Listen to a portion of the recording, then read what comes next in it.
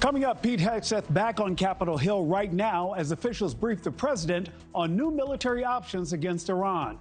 Plus, shocking new testimony from a former Minnesota state trooper who claims the state tried to cover up massive fraud allegations.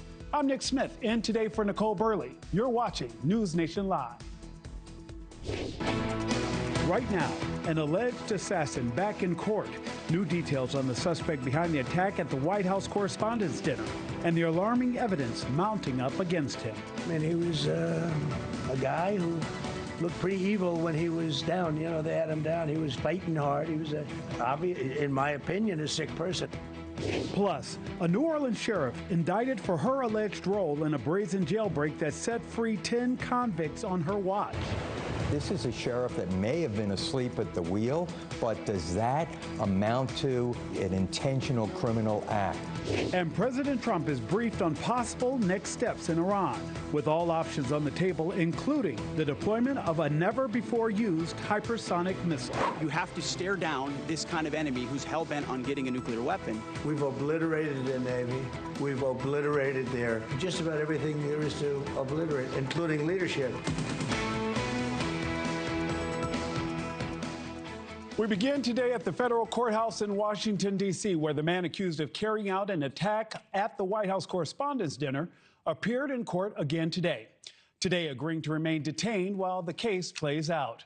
The hearing, which lasted less than an hour, comes as new details about Allen's plan and the minutes and hours before he attempted to force his way into the event. Authorities releasing this photo of Allen in his hotel room, outfitted with an ammunition bag, several knives, and shoulder holster, saying he was repeatedly checking coverage of the president's movements online. There is still so much unknown about the frantic moments when he sprinted down a heavily secured hallway and shots rang out. Even the Secret Service still at this point unsure if it was friendly fire that struck one agent, landing them in the hospital. But we hope to learn more as the case plays out.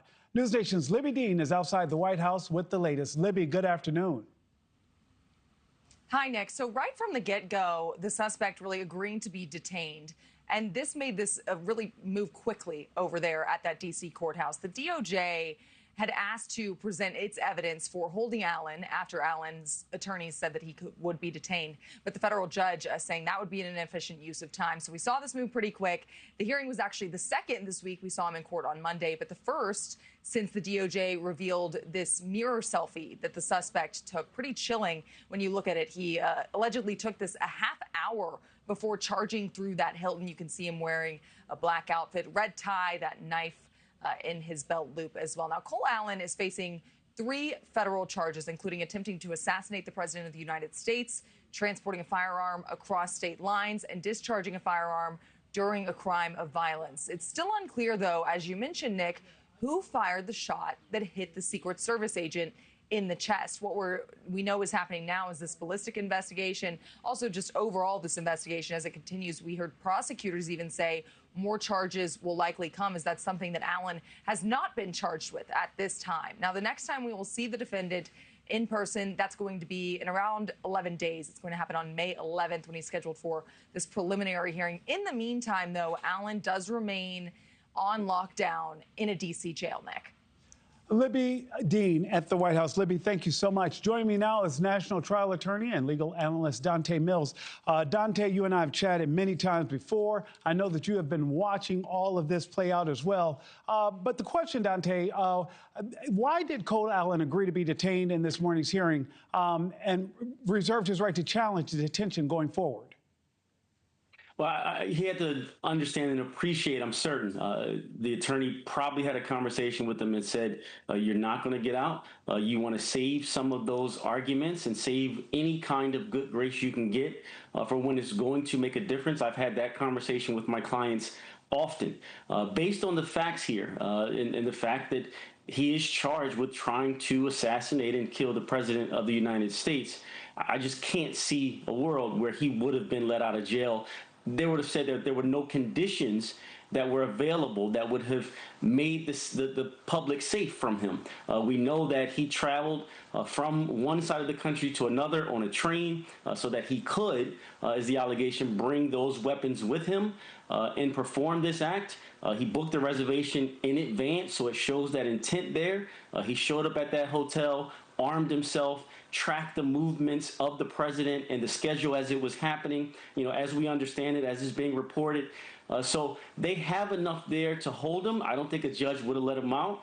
So there's this nexus where you say, okay, should I make an argument if I know it's not going to get me a result? Or should I save some of those good graces, let the prosecutors know we're not trying to be difficult so that they can work with us when it comes down to taking a plea or getting an offer or sentencing, whatever the case may be. And Dante, there was even a point where it seems as though the prosecution wanted to push forward and lay out evidence, but the judge put the brakes on that. Why is that, Dante?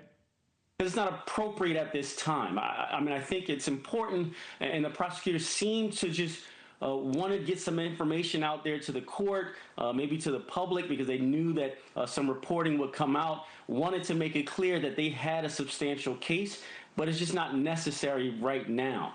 I know we want everyone to know how serious this is, how significant it is, how they won't take these kind of acts of aggression or political violence lightly, but this wasn't a hearing for you to flush out the evidence. It was just a bond hearing, a bail hearing. If he agreed to be detained, there was really no need for argument on why he should be or argument to flush out the facts of the case at this stage. They will have the opportunity to do that. I know they're kind of itching to get some of that information out to show that they've been on top of this investigation, and they want to deter anybody else from going down this path. So I see why they would want to do it, but just procedurally, it just wasn't appropriate or not the right time. And Dante, even though we've been following this since the events played out over the weekend, and you laid out all the circumstantial evidence that we think we know against Cole Allen, you have told me in the past that that does not a conviction make. Absolutely. Nick, I mean, you're absolutely right. We can't put the cart before the horse, even in a case like this where you think right? Some information came out about his travel, about the hotel, about the videos and supposedly messages he sent out to family members and others.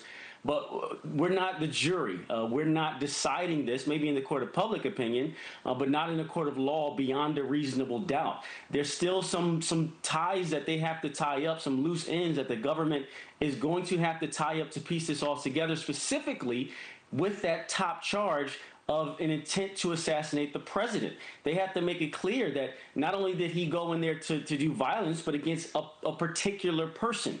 An intent is a part of this crime, so they're going to have to show that. Yes, they may have, based on what's coming out, some evidence to support it, but you don't want to get ahead of yourself. You don't want to take it lightly, especially because, there's going to be a lot of eyes on you in this case. You don't want to get it wrong. So you want to make sure you dot every I, cross every T. Don't take anything for granted, because if it falls through the cracks or some procedural issue allows this guy to get off, if he in fact did this, that would be a huge problem and a huge stain on the Department of Justice and anybody that's prosecuting these types of cases. Dante, we also heard D.C. District Attorney Jeanine Pirro say that more charges could be coming. With everything you've laid out, what else could there possibly be? And could that possibly be overcharging? Is it necessary at that point? Well, I would say it is necessary that you charge him with whatever he did. And if those charges are some kind of assault or battery or some attempted murder or something on other people, we do know that he brushed through. We do know that an officer was wounded. We don't know as of right now who fired that shot, wounding the officer, or even if the suspect, if Cole Allen fired a shot at all. But once all of those details come out, I do think it's important to charge him with whatever he did, because you never know. Like I just said, if something falls through the crack procedurally, say that top charge, you still want to have some substance behind it. So then the only charges left aren't some that may get him in jail for only a year or something like that. You want to make sure you cover all of your bases. And if he ends up pleading to that top charge and you let some of those lesser included offenses go, you can do that, but you don't want to be trying to work from behind if something happens to that top charge. So in this case, and probably any case, whatever crime was committed, charge it, and then you can decide if you want to remove some of those charges as you go along, if the evidence shows it, or if there's some kind of deal that allows you to remove those charges for a specific purpose. Dante, he has been described, Cole Allen has been described as intelligent, and that he thought about this. You talked about the way he moved by train so that he could avoid possibly detection, or that's at least what the prosecution alleges. We've now seen images released by prosecutors of Allen armed inside his hotel room, time-stamped about a half hour before the incident played out. Court filings also show what prosecution pointed out as weeks of preparation. How important is the premeditation factor and prosecutors' ability to prove that premeditation in the ultimate outcome of this case? That's going to be very important, especially for that top charge. Like I said, that top charge is associated with one individual. So they're going to have to show that he did plan this and not just to go and hurt random people. We know that there were a lot of names on that list or manifesto that he left, but that he, in fact, planned on killing or at least attempting to kill the president.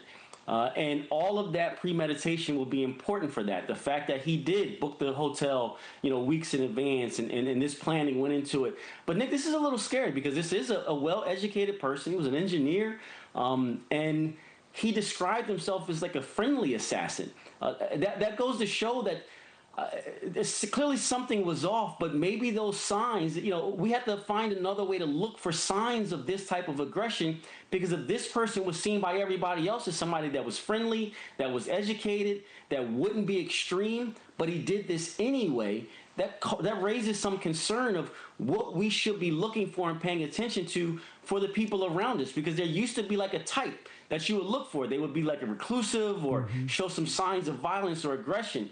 But if this guy was friendly to everybody and nobody can report on that, how do we look to stop this from happening? How do we look to get in front of people before they do this kind of thing so that we can talk to them, get them some help so none of this happens? It's really getting concerning now about the profile of the people who are committing these crimes, because it seems to be kind of random and not the usual suspects as you would assume. So you would think it's not someone who has that level of education, that has a supportive family. Those kind of things that kind of go against the grain of the person that we think would go down a rabbit hole, fall down that trap, and want to do something like political violence. And Dante, according to family and or officials, that it was family who said, hey, here's a red flag, there's something happening here, and thankfully they alerted authorities. Dante Mills, again, thanks so much for joining us this afternoon. Good to see you.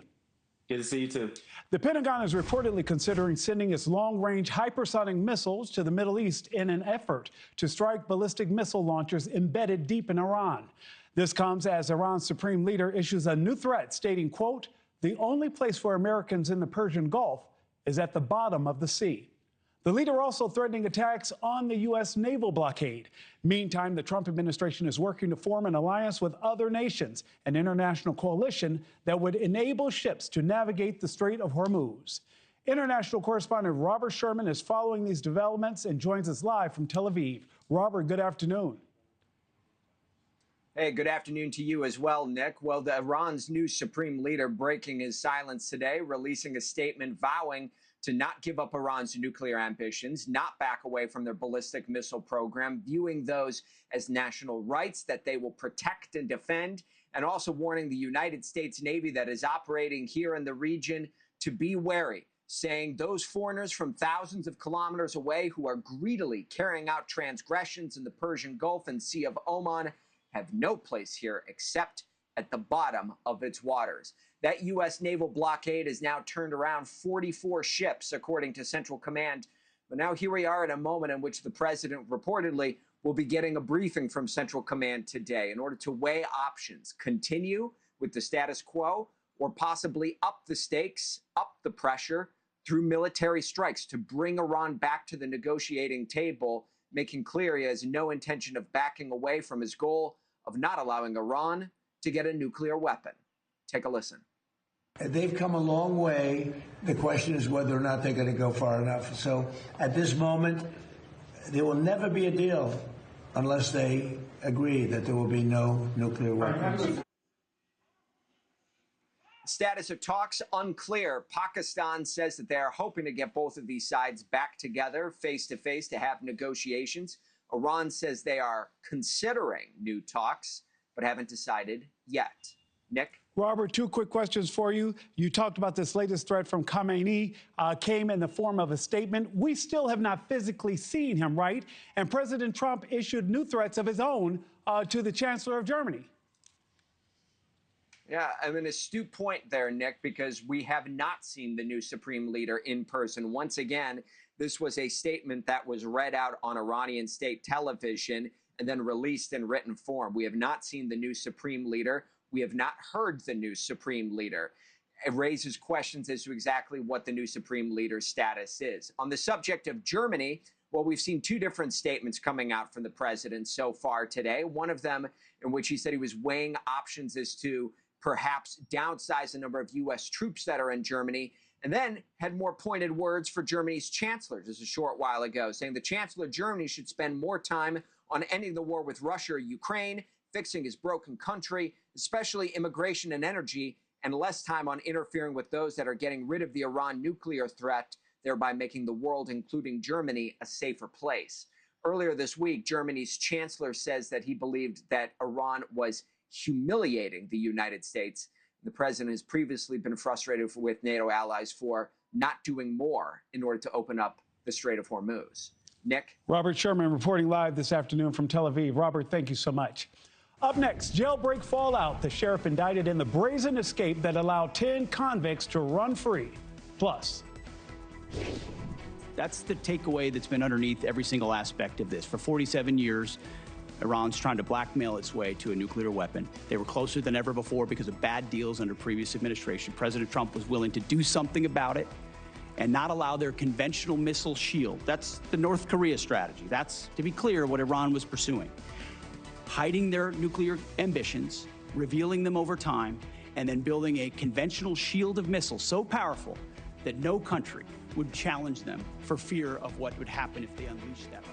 Defense Secretary Pete Hegseth back in the hot seat on Capitol Hill. More on his staunch defense of the Trump administration's actions in the war with Iran.